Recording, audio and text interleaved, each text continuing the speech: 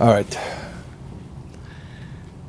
There was this physics class at a university, and one of the students gets frustrated and he says to the professor, he says, "What's the point of learning these formulae, these physics equations? Do they have any practical bearing in life? Do we were forced to take these courses in order to graduate university?" So the physics professor turns to the student and he says, "Yes, this course saves lives." Oh, saves lives, okay. So he gets quiet and he sits for a while and he's thinking to himself, how does it save lives? How does it save lives? So finally the student can't take it anymore. He blurts out, he says, "How? How does the physics course save lives?" The professor says, "Well, for one, it keeps idiots like you out of medical school." Okay. You want to see where I'm going with this? What's the connection to the Parsha?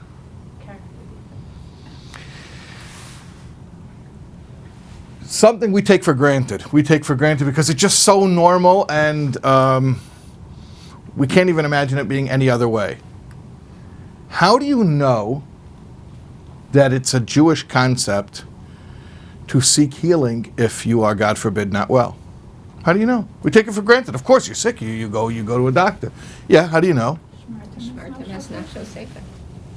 Comes from this week's Parsha. No, that's preventative medicine. How do you know if somebody got sick already? Maybe it's God's will. What? So you say, oh, it can't be. No, you're taking it for granted because you're used to it because it's been this way 3,300 some years since Torah was given. The reality has been this way. So no, we're not like the Christian scientists who say that, if you get sick, you just got to pray. We seek natural means to healing. But how do we know that's a Jewish concept?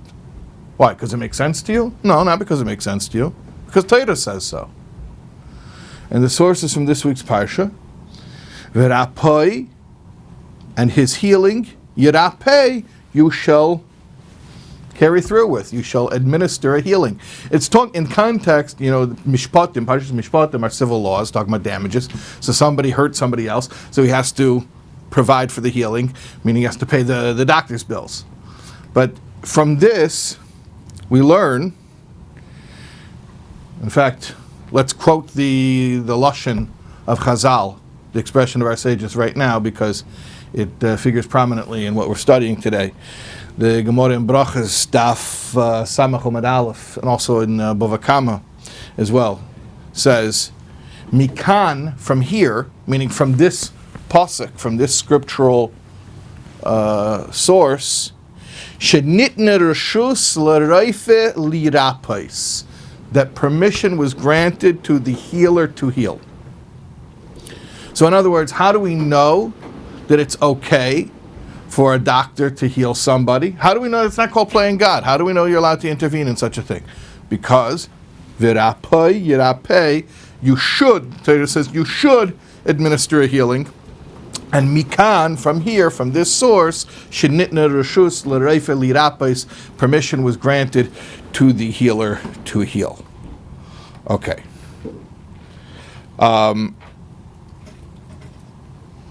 In that light, I want to bring up another saying of our sages, which will seem to be inexplicable. It's inexplicable almost on its own, but then also when you put it in conjunction with what we just said a moment ago, it's really difficult to sustain how that contradiction can actually be resolved. There's a Gemara in Kiddushin, Daf Pei Beis Omar Aleph, that says, Toiv Shiberoifim, the good doctors, I don't know what it says about the bad doctors, but the good doctors, Toiv Shiberoifim, L'Gehenim, go to hell. The best of the doctors, the good ones go to hell. Okay, so first of all, like I said, on its own, it's just a funny statement, because why should somebody be worthy of such punishment just because they have a profession? Just because they have a certain profession? what does it say about their moral character? It doesn't mean they're a good person, a bad person, just telling you what job they have. But even furthermore, in context of what we just learned, that virapa yirape means that reshus, mikan, from this verse, mikan, shireshus nitna, that permission was granted l'reife l'rapes. So Torah itself is saying it's okay, not only okay, but that this is something that you should go out and learn how to do and be able to heal people. I should clarify. The question is a little bit deeper than it seems, because actually there's another Gemara. There's another in Gemara in Sanhedrin, Daf Ayin Gimel Amud Aleph, that is based on a whole different drasha, based on a whole different darshans, a different pasuk. There's a pasuk about hashavas aveda, returning a lost object. So the Gemara in Sanhedrin says that just like you are obligated to return an object that you found, if you find somebody's lost object, so too you are obligated to heal someone if you are able. Okay, but that Gemara only tells us that you should heal someone if you already know how to do it. Just like you couldn't return somebody's lost object unless you found it. Well, there's a mitzvah to return lost objects. It doesn't mean that it's a mitzvah to go around looking for lost objects, right? So if you found it, then you should return it. You have a mitzvah. The same thing, that the Gemara in Sanhedrin is only saying, if you know how to heal, so then, step up and do it. Provide the healing for the guy. But how do we know that it's actually okay to go learn how to heal in the first place?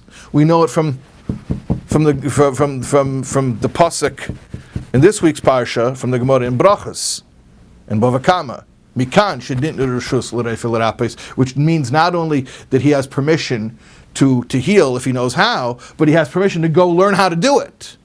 And indeed, we know throughout history there were many good Jews, fine, upstanding Jews, who were healers. And I don't just mean, the proverbial Jewish joke about, the Jewish mother with, the son who's a doctor.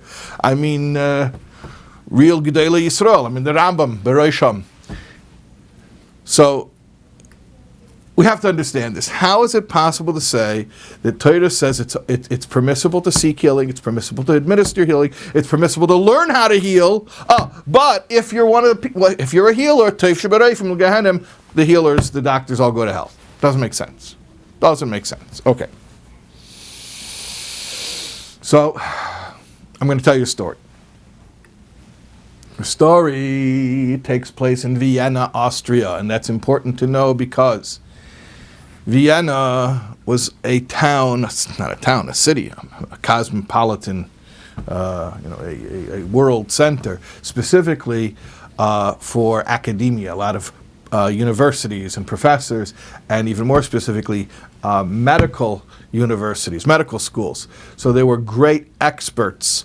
And I'm talking about, the story took place in the 1930s, in the interwar years. So particularly in that era, all the cutting-edge medicine was in Vienna. People would come to Vienna from the whole Europe, because there were the biggest experts, the top specialists in their fields. The people who were teaching the subject to the other doctors, they were all in Vienna. Okay. Now, in Vienna during this time in the 30s, there was the Rebbe of Chortkov, which is from Ruzhin, which is from the Maggid. The Baal Shem Tov's successor, the Maggid, Reb Doivber, through his son, the Malach, Reb Avram. So he had an Einakol, Reb Yisrael Ruzhin, Reb Yisrael Friedman. Reb Yisrael Ruzhin, Yisrael Friedman, was named after the Baal Shem Tov. His name was Yisrael. And he had an Einakol, Reb Yisrael Chortkover, who in turn had a son named Doivber, who was named after the Maggid. And Yisrael obviously is being named after the Baal Shem Tov. I'm just giving you the lineage here of the dynasty. The story takes place during the leadership of Rabbi Yisrael, the great-grandson, I believe, of the Ruzhiner, who they called the Chortkova Rav. There are a few different dynasties that come from Ruzhin, but this is the Chortkova Rav in Vienna. At any rate, what happened is there was this modern guy, assimilated, not a chassid and not bechlal, not frum, not a religious guy. He got sick, and he ended up in Vienna because that was, the cutting edge place. That's where you would go if the local doctors didn't know how to heal you. You go to Vienna. So he was a businessman, a wealthy guy. He could afford whatever treatment he needed, but he had to go to Vienna to get it because that's where the experts were. So this businessman, he goes to Vienna, and he goes to all the biggest experts in Vienna, and they all tell him, there's nothing we can do. We don't have a treatment for that. Okay, they basically tell him, you're on your own. So he was obviously broken, and no one's even offering him any type of treatment. Somehow, I don't know the background, but he was friendly with, which is unusual. He was, like I said, he was not a chassid. He was not even religious. Somehow he was friendly with Rabbi Yisrael Chortkover's son, Rabbi Doivber, who eventually became his father's successor, became the Chortkover Rav. I believe he passed away, by the way, just a few years after his father. At any rate, so this businessman spoke to Reb Doivber, and he told him to go to my father and get a bracha. So it was not a thing that he would normally do. He was not into getting brachas. Like I said, he wasn't a chassid. He was not even religious. But he went to the Rav, the Chortkova Rav, and he got a bracha, and the bracha came with instructions. The Rav told him that here in Vienna, in town, there's this doctor, and you should go to him. He gave him the name. You should go to him, and it should be good. It should be healed. He followed up. Who's this doctor? He's some GP, a general practitioner, like a family doctor. Runny noses and flus and colds. I'm a pediatrician, like just a regular guy. Had a little practice, hung up a shingle, and he was a family doctor. So the businessman he's been to the biggest experts. He's been to the top names in the generation, and now he's being sent to this rinky-dink. To put it frankly, this rinky-dink, little family doctor. And but he goes, and the doctor gave him some type of course of treatment, and he was healed. He was healed. Okay, so obviously he was very, very happy, but he was also confused. At first you don't ask any questions because you're just grateful, but then he was confused. So he came back to the Chortkova Rav, and he asked. He said thank you. He expressed his gratitude, but then he said, by the way, I don't understand this. I went to all the biggest experts in the world, who are all here, in Vienna, and they couldn't help me. They wouldn't even try to help me. And you sent me to your little doctor, and not only he tried to help me, Baruch Hashem, he helped me, right? So what's up with that? How does that work? So Rabbi Yisrael, the Chortkova Rav, says, Mikan shenitna reshus l'reifer lirapes. He quotes the Gemara. From here, permission was granted to the healer to heal. The guy didn't really understand how that's an answer to his question. So he turned to Reb Doivber, to the son, and kind of looked like... So the son explained it. He translated it, spelled it out.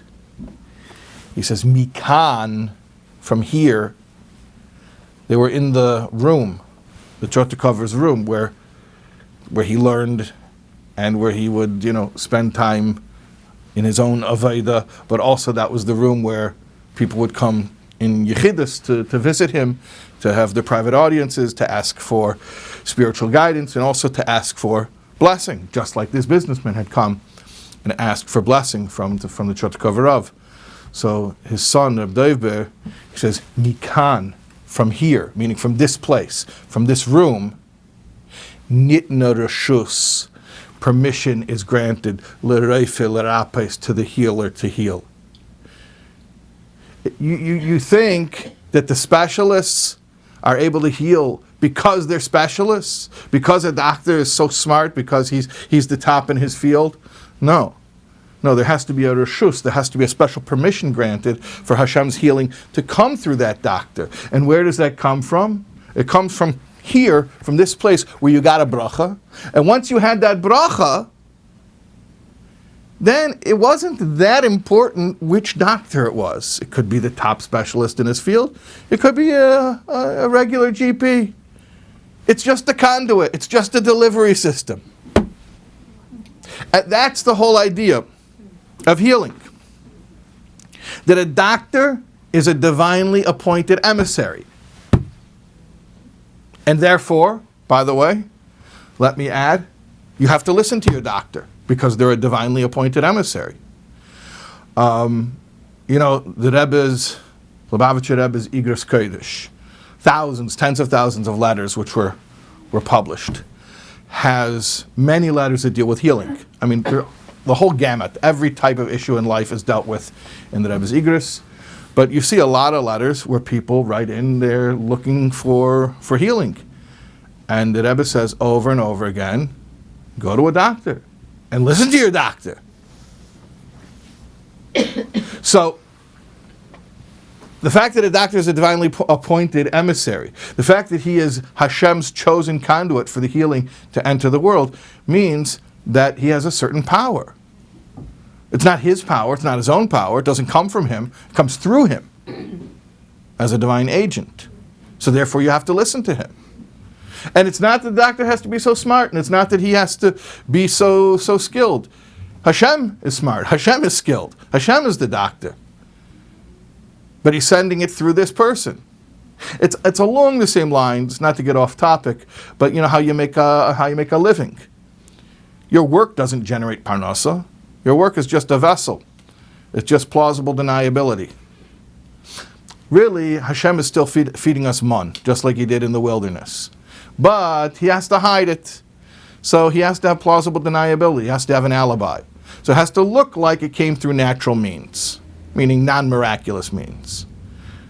So you have to go work, or you have to have an investment, or you have to have a business, whatever it is, so that when Hashem delivers the manna from heaven, we could have, he could have plausible deniability. You can say, oh, it wasn't a miracle, it was through work. And there's a reason why Hashem wants the world to be set up like that, and that's not the time for that discussion. But the point is, that's how he wants it, and the same with healing. Of course, Hashem could miraculously heal people with no effort whatsoever on the part of the person. But he wants there to be a natural effort. But just remember, the natural effort doesn't produce the healing. It's just a cover story for the healing. And that's why you got to listen to your doctor, because it's not your doctor. Hashem is delivering healing through that doctor. But I'll tell you another important practical takeaway from this. Just like it's very important to listen to your doctor, it's very important not to listen to your doctor. I know I'm contradicting myself. Okay, well, I'll explain, and it's not such a contradiction. In fact, it's very, very consistent. There's a story about the Rebbe Marash, the fourth Rebbe of Chabad. His wife, Rebbetzin Rivka. The Beis Rivka schools, they're named after her. So Rebbetzin Rivka became seriously ill at one point. And the doctor came. In fact, not just a regular doctor, a very special doctor. He was the Professor Habenthal from Vitebsk. Vitebsk was where the university was in White Russia at that time. And Habenthal saw Rebbetzin Rivka, and he said, "She's not going to get better. She's God forbid." And the Tzemach Tzedek, who was her father-in-law, the third Rebbe of Chabad, the Tzemach Tzedek. So he was her father-in-law. He turned to the doctor and he said, "Excuse me, but who asked you? Who asked you? Since when is that your job?" He says, Reshus nitna l'roife lirapais. Permission was granted to a healer to heal. Permission was not granted to a healer to give up on somebody. So you know your job. Know your job. Your job is Hashem gave you the merit of being the agent through which healing enters the world. But he didn't give you the right to say somebody can't be healed, God forbid. So that's when you shouldn't listen to your doctor. If a doctor says, "Oh, we don't have any way to heal you," okay, no problem. I'll get a second opinion or a third opinion. No problem, because that's not a doctor's job. So you got to know. Don't listen to a doctor when they say there's no healing. It's not their right, not their job. They don't have any special ability to say that because they went to medical school, but that's not why they can heal. Really, that's just the plausible deniability why it's not a miracle when they heal you. But of course, we know, like they say. Hashem cures the patient and the doctor collects the fee. So it's really all Hashem curing the patient. Okay. So, based on this, we can now understand how to reconcile the fact that being a doctor is permissible, learning how to become a doctor is permissible. In fact, we need people to become doctors, and yet the Gemara in Kiddushin says, "Toiv shebereifim legehenim." The best of doctors are going to be punished in purgatory, in hell. How do we reconcile it? Toiv shebereifim. Only the good doctors. Only the doctors who think of themselves as good. Because it's not about a good doctor. It's just a delivery system. The doctor's just a conduit. You think it's because you're good? No, you're not that good. You're not that good. It's Hashem. Hashem is that good. And on a deeper level, same idea, but a little bit